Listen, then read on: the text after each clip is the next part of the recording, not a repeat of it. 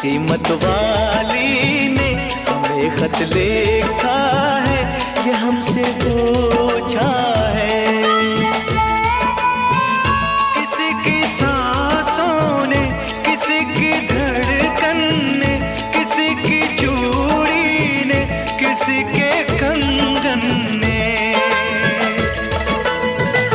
किसी के गजरे ने, किसी के गजरे ने, महकती सुबहों ने, मचलती शामों ने, अकेली रातों ने, अधूरी बातों ने, तरसती बाहों ने, और पूछा है तरसी निगाहों ने कि घर कब